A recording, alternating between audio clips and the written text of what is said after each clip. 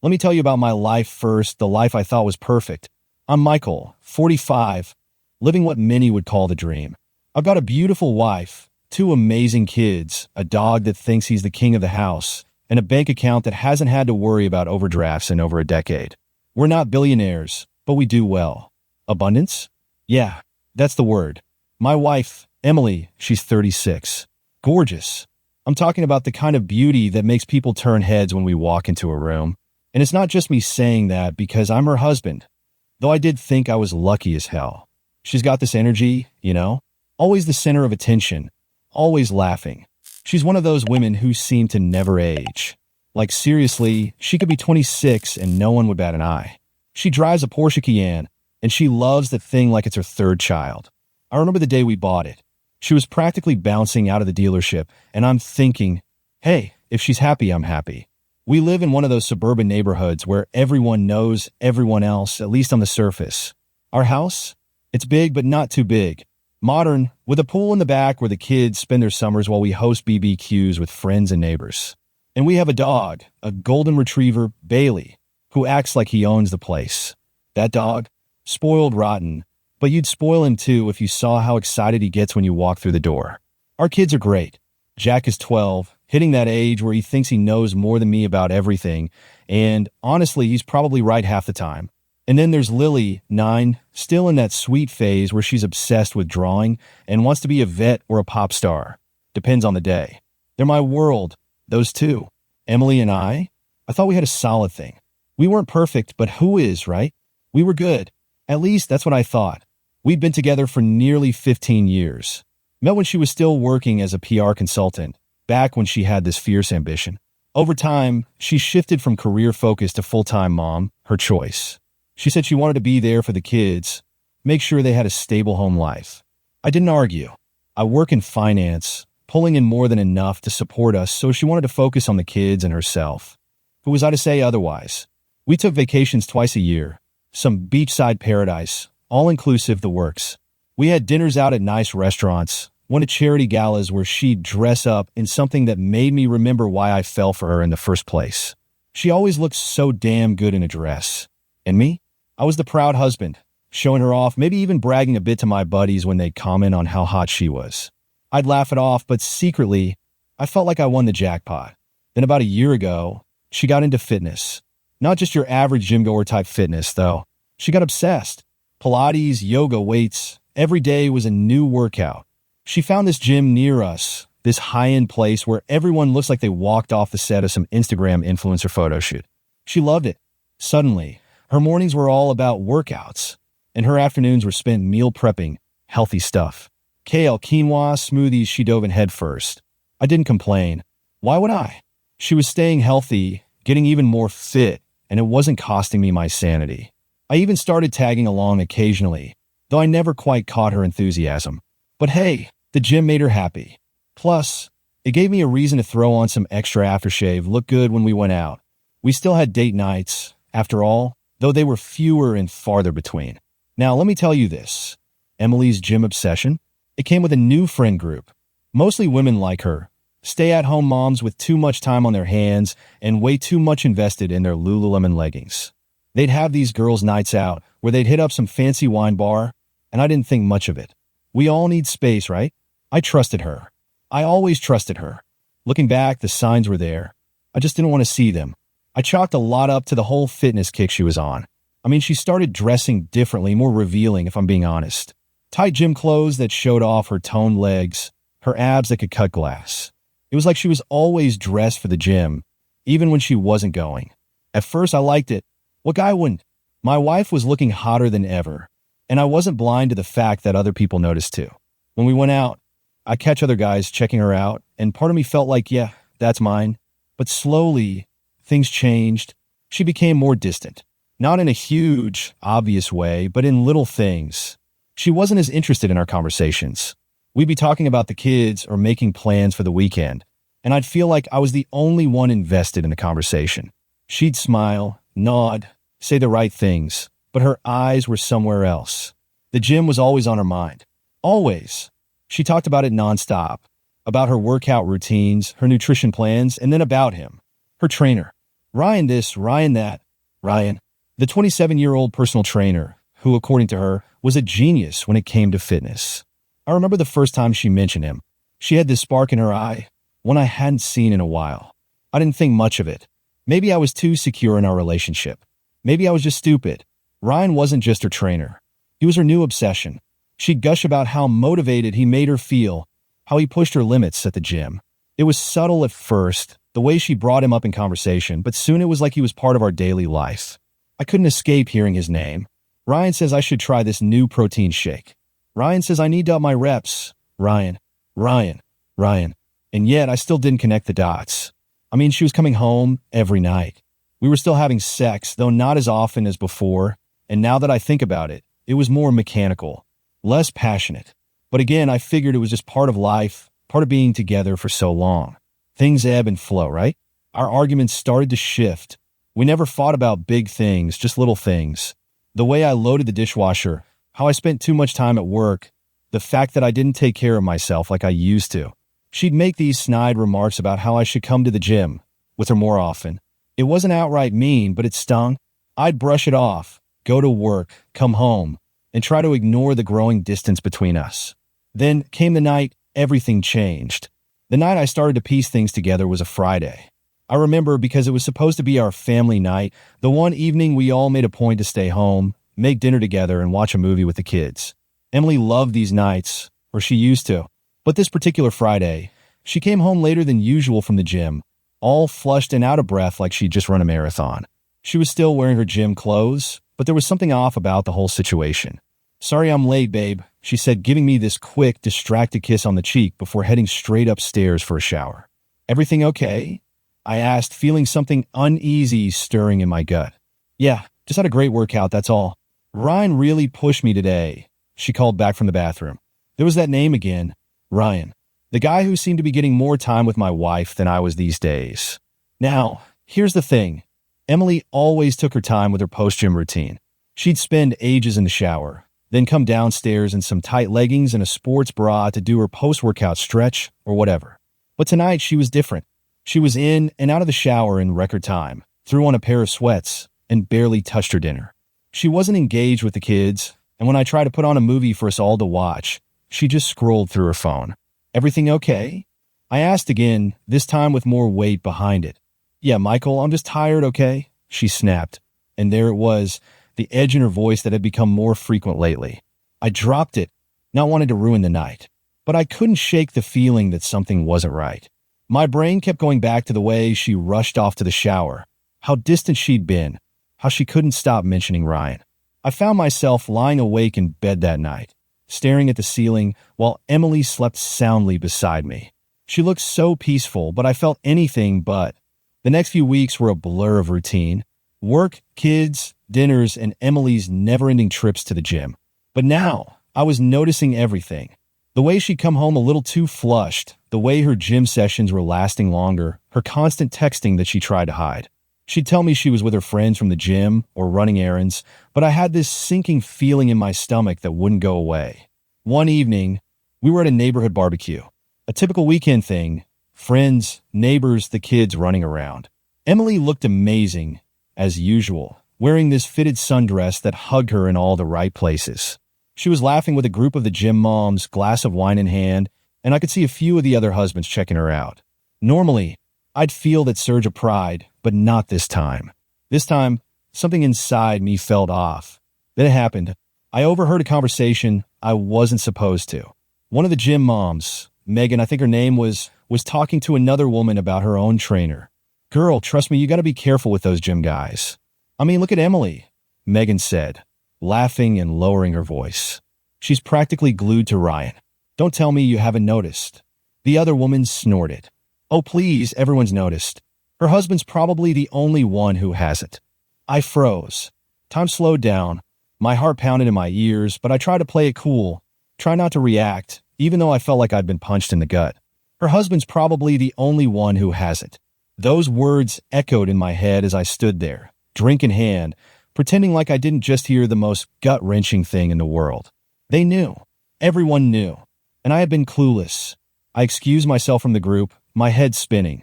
What the hell was going on? Was my wife really cheating on me with some 27-year-old gym trainer? Was everyone around me in on the joke, and I was just the fool standing in the dark? That night, when we got home, I couldn't take it anymore. I confronted her, or at least I tried to. "So, how's Ryan?" I asked, trying to sound casual, but my voice came out tight. Emily froze for a second, then turned to me, her expression unreadable. "What do you mean?" she asked, her eyes narrowing slightly. "You talk about him a lot," I said, crossing my arms. "It's just, you spend a lot of time with him, and, well, people talk, you know." She stared at me, her face completely still. Then she let out a sharp laugh, like I'd just told her the world's worst joke. "People talk? Really, Michael? What are you trying to say?" I felt like I was stepping into dangerous territory, but I couldn't stop. "I'm just saying, you've been distant. You're always at the gym, and now people are starting to what? Gossip about me? About us?" She cut me off, her voice rising. "Jesus, Michael, I'm just working out. Maybe you should try it sometime instead of accusing me of God knows what." I stood there, dumbfounded, as she stormed out of the room. I hadn't even accused her outright, but the way she reacted, it wasn't normal. That wasn't the reaction of someone who had nothing to hide. Something was definitely going on, but I needed proof. I needed to know for sure. After that fight, things got worse.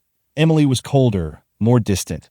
She'd brush off my questions, tell me I was being paranoid, but the nagging feeling in my gut wouldn't go away.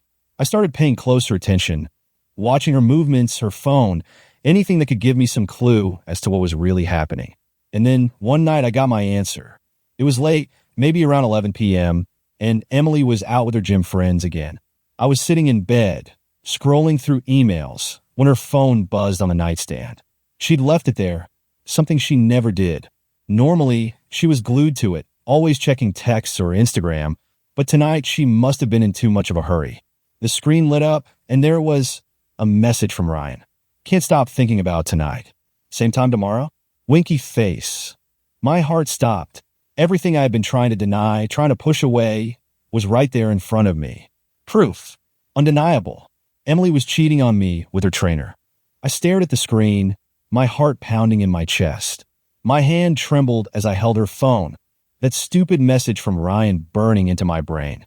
"Can't stop thinking about tonight. Same time tomorrow?" Winky face. The winking face at the end almost made me throw her phone across the room. It was like a slap in the face, the final insult on top of everything else. My mind raced. How long had this been going on?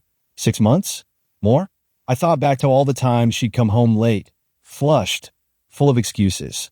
All the times I brushed it off, thinking I was just being insecure. I felt like an idiot. I was the guy who laughed it off when people joked about hot wives and gym trainers. I was the guy who trusted her.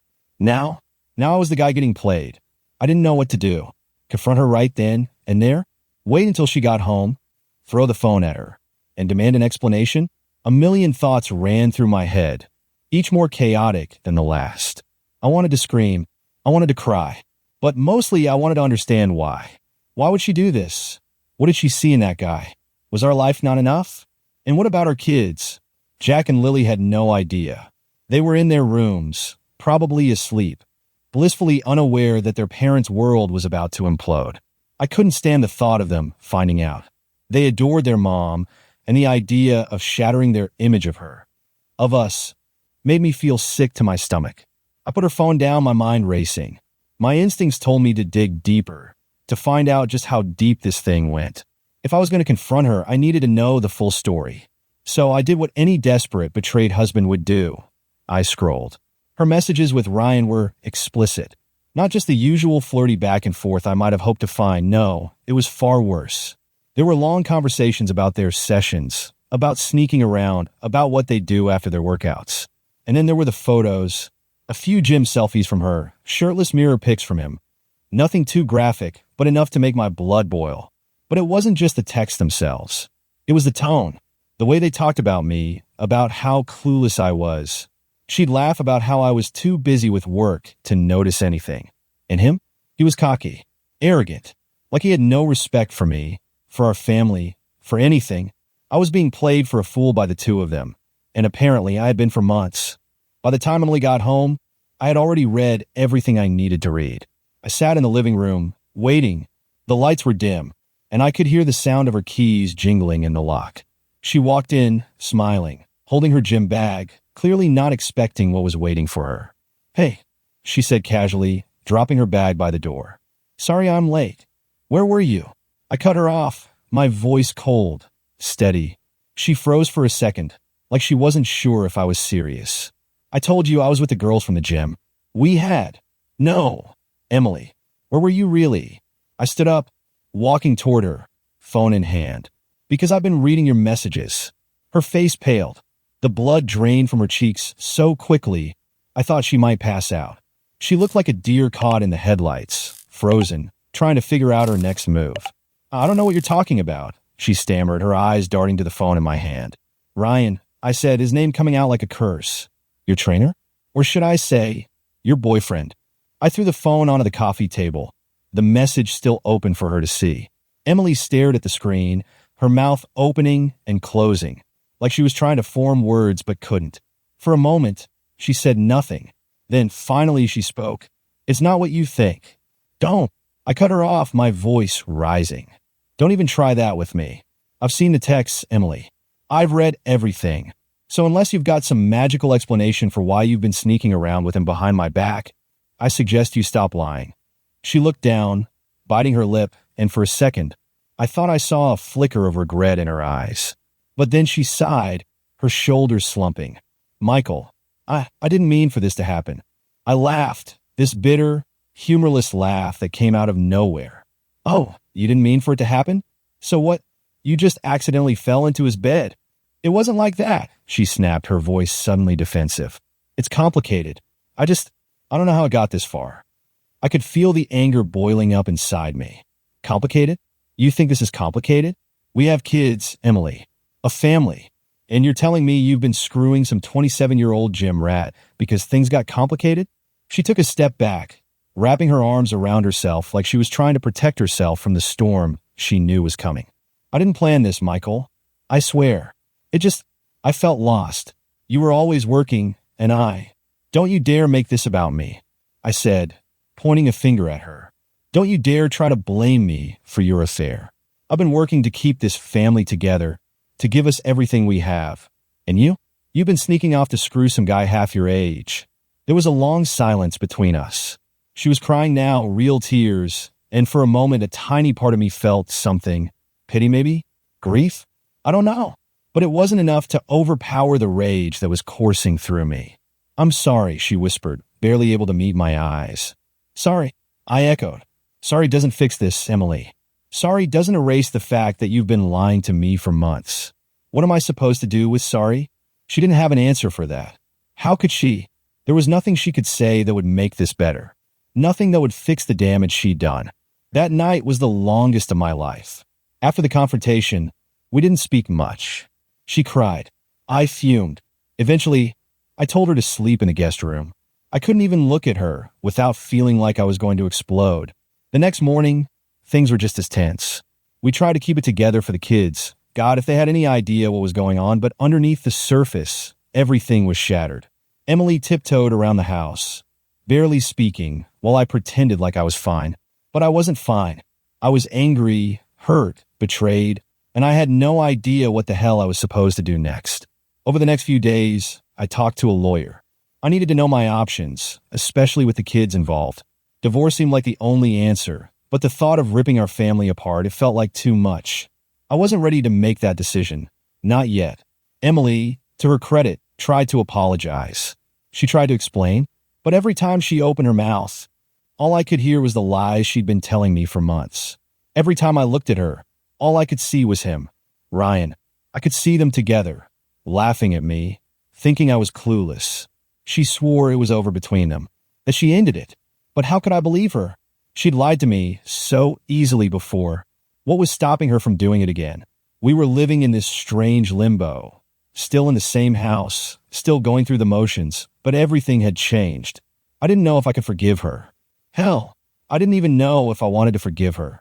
All I knew was that my perfect life, the life I thought I had, it was gone. Everything I thought I knew about my marriage, about Emily, about our future together, shattered.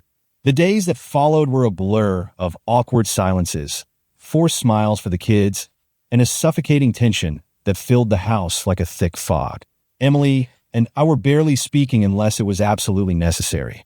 Most of the time, we communicated through short, clipped sentences, passing each other like strangers in the same home. I still couldn't stand to look at her without feeling that overwhelming mix of anger and hurt.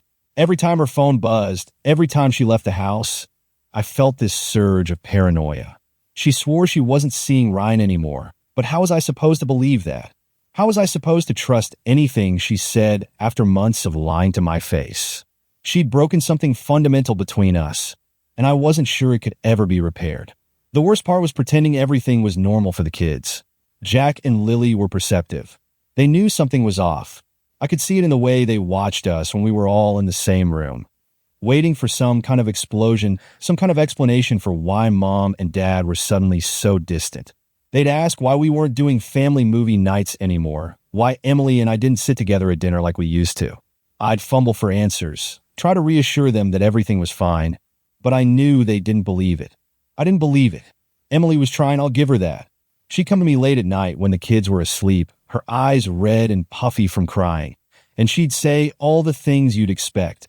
How sorry she was, how much she regretted it, how she didn't want to lose me.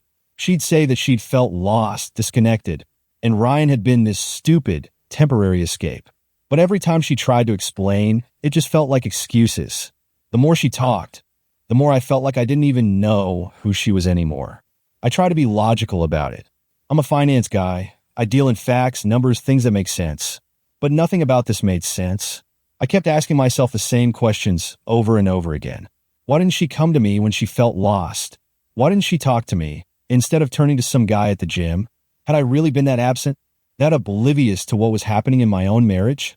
Some nights, I'd find myself sitting on the back patio with a drink in my hand, staring out at the pool, replaying everything in my head. The good times, the vacations, the laughter. How had we gone from that to this? How had I been so blind? The truth was I couldn't stop thinking about Ryan. The thought of them together haunted me. Every time I closed my eyes, I'd picture them, sneaking around, laughing at my expense, sharing these moments that were supposed to be mine. I hated him. I hated him with a passion I didn't even know I was capable of. And I hated her for letting it happen. But here's the thing. They weren't the only ones I was angry with. I was angry at myself for not seeing the signs sooner, for trusting her so blindly, for letting my own work, my own life, pull me away from my family.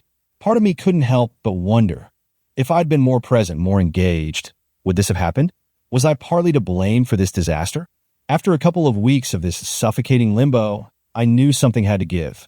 We couldn't keep pretending. This wasn't sustainable, for us, for the kids, for anyone. I'd talked to a lawyer, gone over my options, but I hadn't made any final decisions. I kept going back and forth, torn between the desire to walk away and the nagging feeling that maybe, just maybe, we could fix this. One night, after the kids were in bed, Emily came to me again. But this time, instead of apologies or explanations, she asked, "Can we talk?" I nodded, though I wasn't sure what there was left to say. "I've made an appointment with a therapist," she said, her voice shaky. "For us. I know I've broken your trust, and I know I don't deserve forgiveness. But I want to try. For us. For the kids. I don't want to lose you, Michael." I stared at her for a long moment, trying to process what she was saying. Therapy. Marriage counseling. Part of me scoffed at the idea, like it was some magic fix for all the damage that had been done. But another part of me, an exhausted, desperate part, wondered if maybe it was worth a shot. Maybe we owed it to ourselves, to our kids, to at least try to pick up the pieces. "Why now?" I asked, my voice barely above a whisper. "Why didn't you come to me before all this?" She swallowed hard, tears brimming in her eyes again. "I don't know. I don't have a good answer for that. I got lost in it, Michael. I was stupid, and I was selfish, and I took you for granted. But I don't want this to be the end of us.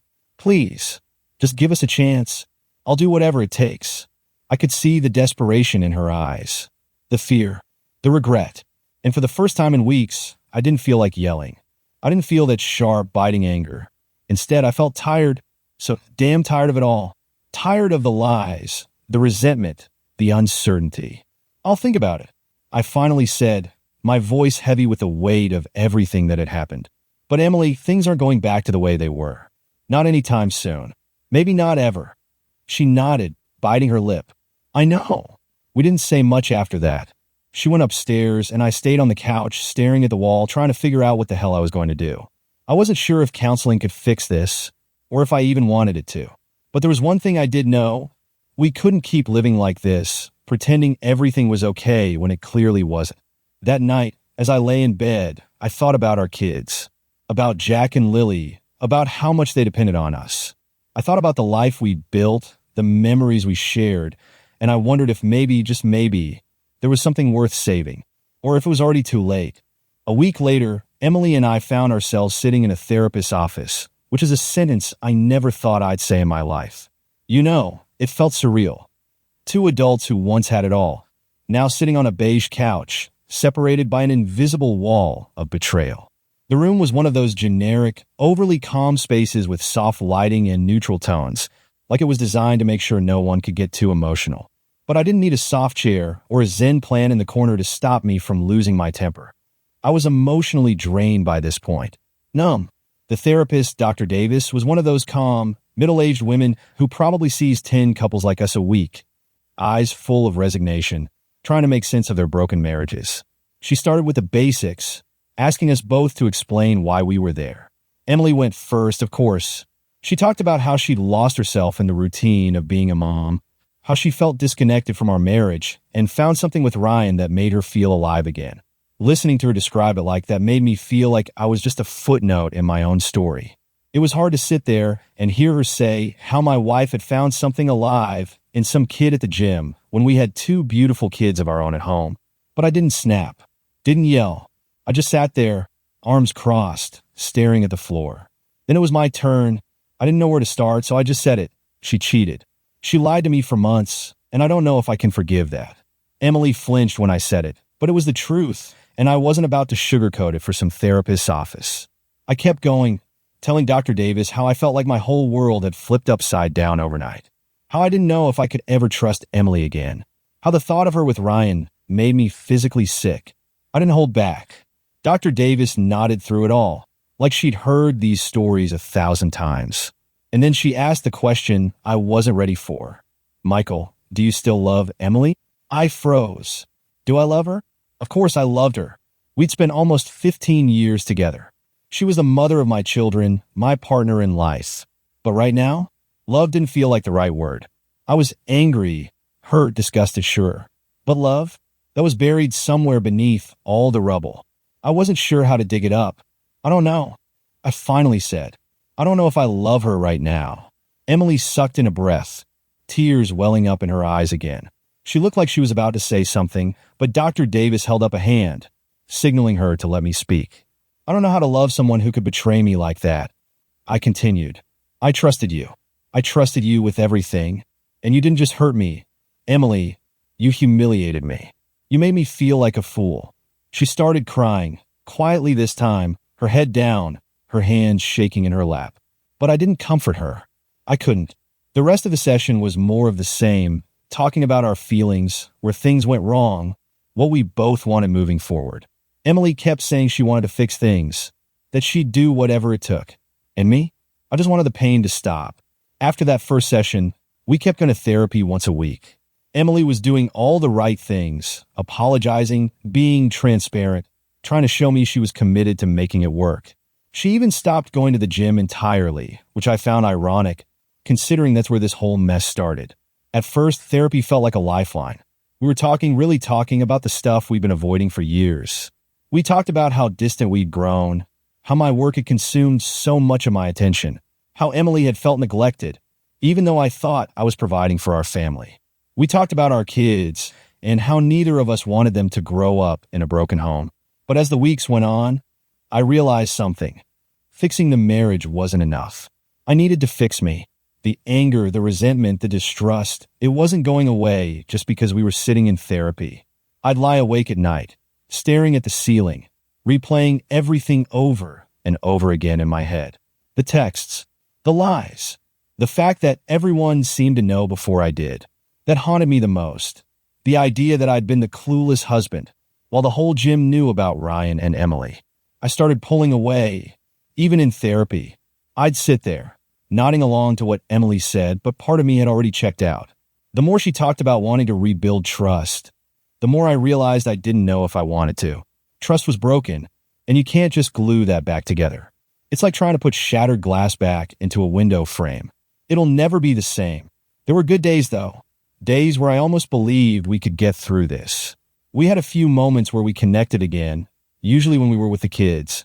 We took them to the park, went out for ice cream, tried to keep things as normal as possible for them.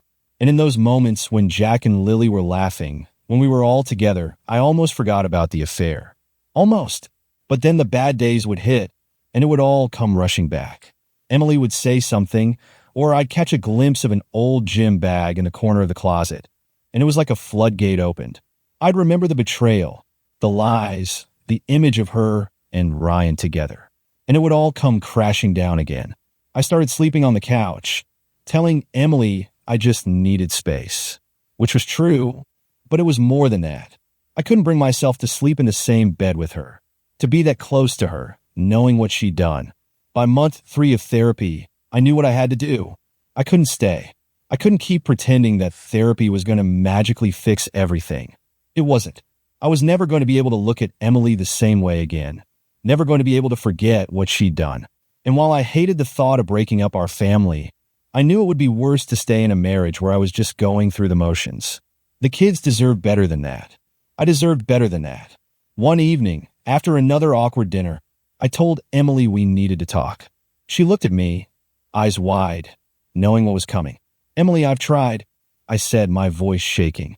"I really tried, but I can't do this anymore. I can't stay in this marriage." She started crying again, but this time, the tears didn't hit me the way they used to. I felt numb. "We'll co-parent.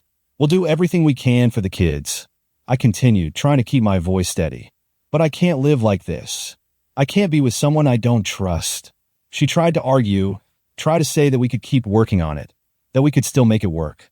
But I'd already made up my mind.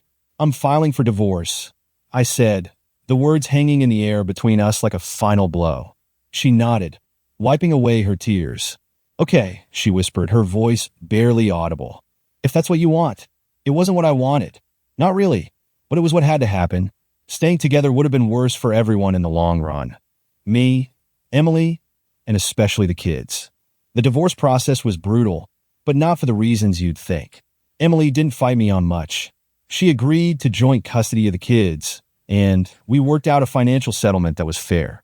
The hard part was letting go of the life I thought I had, of the future I'd planned for us. It was like grieving a death, the death of my marriage. The kids took it hard, especially Jack. He was old enough to understand that something was wrong, that things would never be the same again. We sat them down, Emily and I, and explained the divorce as best we could. Lily cried, Jack stormed off to his room, and I felt like the worst father in the world. But over time, things started to stabilize. I moved into a new place not too far from the old house, so I could still be close to the kids. Emily and I figured out a co-parenting routine, and while it was awkward at first, we eventually found a rhythm. It wasn't easy, but we did it for the kids. As for Emily and Ryan, who knows? I didn't ask, and I didn't want to know. That part of my life was over, and I had no interest in reopening those wounds. Maybe she regretted everything. Maybe she didn't. Either way, it didn't matter anymore. I was focused on rebuilding my life, on moving forward. It was slow, painful work, but I was getting there. Day by day, piece by piece, I was starting to feel like myself again. It wasn't the life I'd planned, but it was mine. And for the first time in a long time, I felt free.